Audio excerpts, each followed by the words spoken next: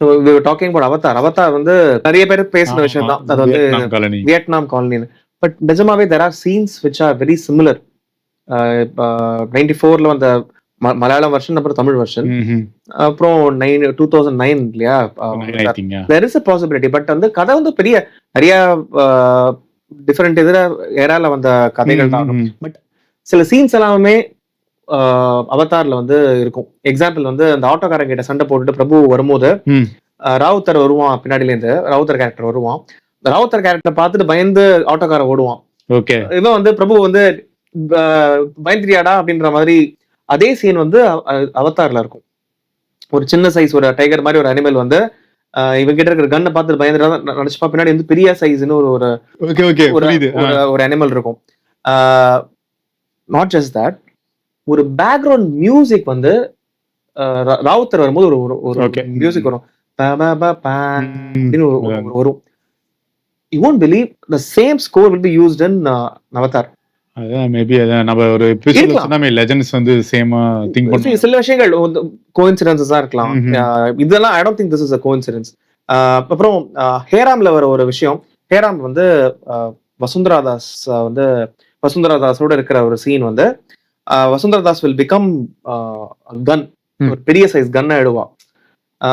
அதே மாதிரி ஒரு சீன் வந்து ஏவியேட்டர் படத்துல வந்து வரும். சோ ஹேராம்ல வந்து அந்த அந்த அந்த ஜங்ஷன் ஆஃப் தி மூவில he'll be obsessed about killing Gandhi. Okay he'll be completely Sriram அபியங்கரோட கேரக்டரால ஃபுல்லா பிரெயின் வாஷ் ஆயிருக்கும் Saketh Raman. and he will அவனோட விஷயம் என்னன்னா, ஈவன் when அவனால இருக்கவே முடியாது, ஒழுங்காவே இருக்க முடியாது, நார்மலா இருக்கவே முடியாது, he'll be obsessed about killing and then அதனால தான் வந்து even while he is with his wife, newly wed wife, and she becomes the gun. அதே மாதிரி ஏவியேட்டர் படத்துல வந்து he'll be obsessed, டிகாப்ரியோட கேரக்டர் வந்து he'll be obsessed based on real story பாருங்க, about aircrafts. and என்னாகும், ஒரு ஒரு ஒரு லேடியோட இருப்பான், அந்த lady will become an aircraft. அந்த ஏர்கிராஃப்ட் வந்து அப்படியே என்ன ஆயிடும், ஏர்கிராஃப்டோடைய அந்த ஒரு இண்டென்டேஷன்ஸ்ல செக் பண்ற ஒரு சீன் மாதிரி இருக்கும். Probably like I mentioned, this could be a coincidence, but Avatar I don't think it is a coincidence. Okay. இன்னொரு படத்தை பத்தி நான் பேசணும் மறந்துட்டேன், எந்திரன் ஆக்சுவலா பியூட்டிஃபுல்லான டெக்னிக்கல் பிரில்லியன்ஸோட அந்த படம் ரொம்ப பிடிக்கும். அந்த படம் சில சில சில சீன் எனக்கு பெருசா இருக்காது, பட் ஆனா அது ஓவராலா ஒரு டீம் ஒர்க்கா ரொம்ப சூப்பரா இருக்கும். அது என்னன்னா, அது என் இனிய ஏந்திரா அப்படின்ற ஒரு நாவலை பேஸ் பண்ணி எழுதப்பட்ட கதை. ஸோ அது நல்லா கவனிச்சேன்னா, பைசென்ஷியல் மேன் அண்ட் ஐ ரோபோ அதை பேஸ் பண்ணி சில சீன்ஸ்லாம் பண்ணியிருப்பாங்க. ஸோ கதையே அப்படிதான். ஆனால் இதில் கொஞ்சம் யோசிச்சு பார்த்தோம்னா, பைசென்ஷியல் மேன் படமே பார்த்தோன்னா அது ஐசக் அசிமோவுடைய நாவலை பேஸ் பண்ணி எடுக்கப்பட்ட ஒரு படம். ஐசக் அசிமோ நாவல் பொறுத்த வரைக்கும் ஒரு public domain. So maybe Sujatha அதை இன்ஸ்பயர் ஆகி எண்ணிய இந்திரா எழுதிருக்கலாம். நான் சிபி நீ நிலா அப்படின்ற மாதிரி ஒரு கேரக்டர்லாம் வரும்.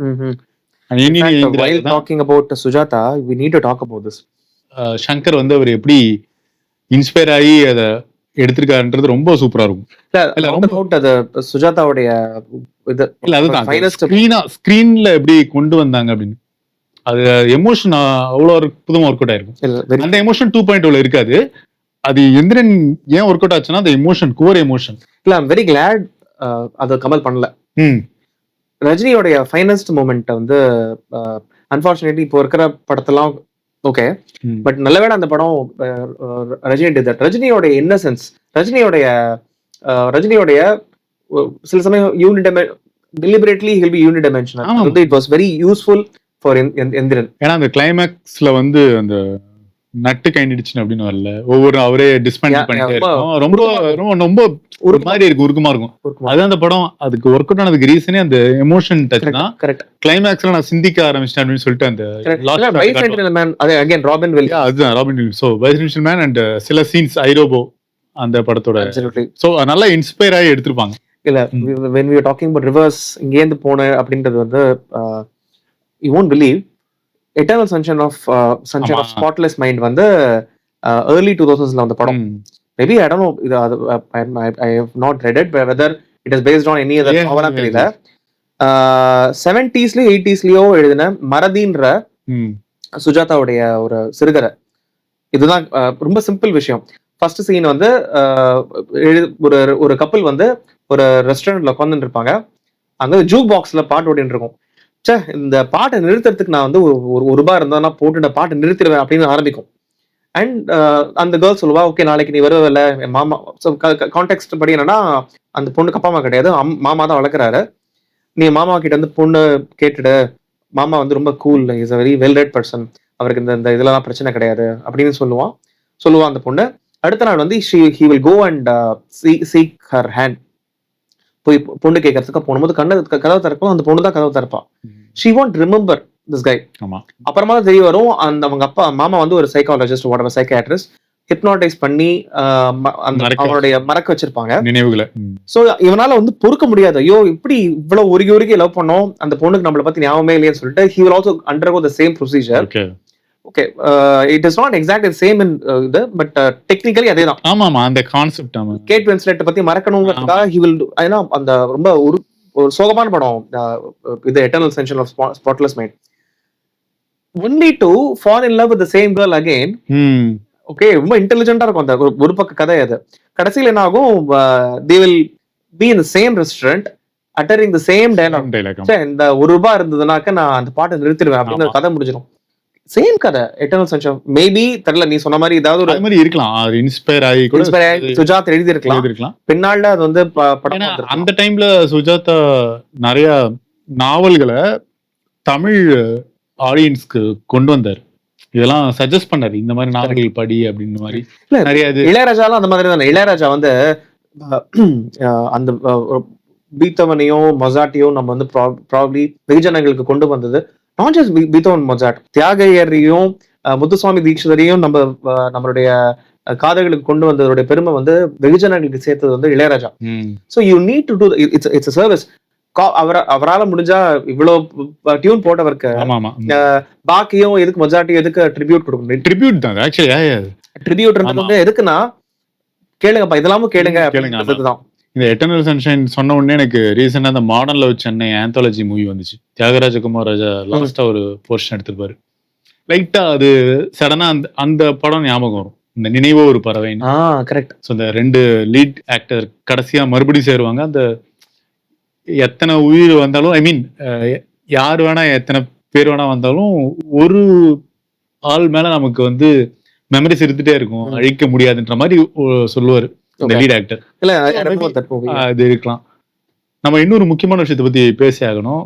ஐ மீன் இந்த தமிழ் சினிமாக்குள்ளேயே சேம் டைப் ஆஃப் இன்ஸ்பிரேஷனா எடுக்கப்பட்ட சில படங்கள், அந்த ஜென்ரேஷனுக்கு ஒரு படம்னுவாங்கல்ல, அந்த மாதிரி ஒவ்வொரு ஜென்ரேஷன் சொல்லுவாங்க. இந்த லேட் 80s வந்து மௌனராகம் ஒரு ட்ரெண்ட் செட்டர் ஆச்சு. 90s அலைப்பாயுது. லேட் 2000 வந்து ஓகே கண்மணின்னு மணிரத்னம் ட்ரெண்டுக்கு ஏத்த மாதிரி அவரு பண்ணிட்டே இருப்பாரு அப்படின்னு எவல்யூஷன். சோ இப்போ முக்கியமான ஒரு படம் உள்ளத்தை எலித்தா சபாஷ் மீனா. அதுல எப்படின்னா சந்திரபாபு வந்து ஆக்சுவலா அதுல இருந்து சிவாஜி எனக்கு தெரிஞ்ச ஹீரோ கிடையாது, சந்திரபாபு தான் மெயின். கரெக்ட். இதுல வந்து லைக் மார்க்கெட் வைஸ் பார்த்தனா கார்த்திக் தான் ஹீரோ.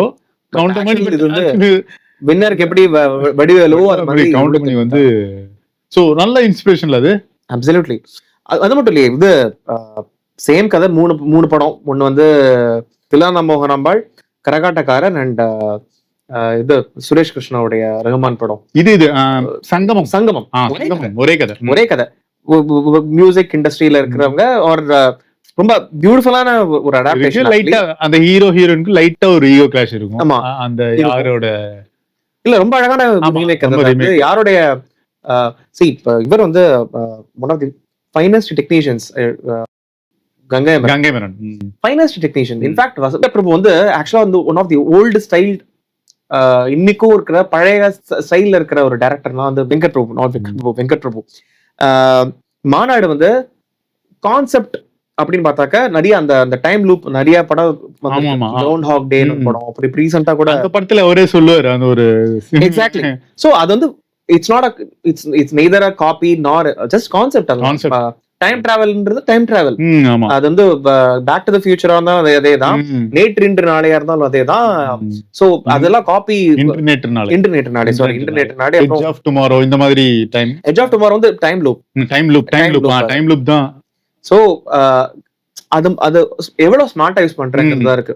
எட்ஜ் ஆஃப் டுமாரோ பயங்கர இது டாம் க்ரூஸோட ஃபைனஸ்ட் ரொம்ப ஓகே. வேறஸ் மாநாடு வந்து மோஸ்ட் இன்ட்ரெஸ்டிங். அதுல வந்து எப்படி பிளேஸ் பண்ணாங்க, அதுல வந்து வைஜி மகேந்திரனோட கேரக்டர் பிரில்லியன்ட். வந்து எஸ்.ஜே. சூர்யாவுக்கு அது ஆகுதுன்றது அதுதான் அந்த படத்து கரெக்ட். இப்போ அந்த படம் ரிலீஸ் ஆகும் போது நிறைய கிரிட்டிக்ஸ் எல்லாம் சொன்னாங்க ரொம்ப சூப்பரா இருந்தது அப்படின்னு. நமக்கு ஆட்டோமேட்டிக்கா தெரியும் இல்ல, ரொம்ப சூப்பரா இருந்ததுன்னா நமக்கு ரொம்ப புகழ்ந்தாங்க. அதை மீறி ஒரு படம் பார்த்தோம்னா நமக்கு வந்து எக்ஸ்பெக்டேஷன் கம்மியாயிடும், ரொம்ப பேசுறாங்க அப்படின்ற மாதிரி. ஆனா அந்த எக்ஸ்பெக்டேஷனை தாண்டி நமக்கு வந்து பிடிச்சிருந்தது அந்த படம். அது படம் ரிப்பீட் வேல்யூ உண்டு, நிறைய வாட்டி பார்க்கலாம் அந்த படத்தை. நீ எவ்வளவு வாட்டி பார்த்தாலும் அந்த படத்துல ரொம்ப காமிக்கலாவும் இருக்கும். அந்த வைஜி மகேந்திரன் வந்து பேசுறது, எஸ்பெஷலி வைஜி மகேந்திரனுக்கும் SJ. Suryah one of the finest villains. படத்துல எவ்வளவுக்கு எவ்வளவு ஹீரோ, அதோட முக்கியம் வந்து வில்லன். அந்த படம் எல்லாம் ஹிட் ஆனதுக்கு காரணம் அந்த அகைன் அடாப்ட் பண்ணிண்டா எப்படி ட்ரீட் பண்றேங்கிறது விஷயம் தான் இருக்கு. ஆமா, சரி, அடாப்ட் பண்ணிக்கலாம். நம்ம தொடர்ந்து பேசுவோம். நீங்க அப்படியே கமெண்ட்ஸ்ல மென்ஷன் பண்ணுங்க உங்களுக்கு பிடிச்ச இன்ஸ்பயரான காப்பி பண்ணப்பட்ட இல்லைன்னா ட்ரிபியூட் செய்யப்பட்ட என்ன படமா இருந்தாலும் சரி. நம்ம தொடர்ந்து நிறைய விஷயங்களை பேசுவோம். பை.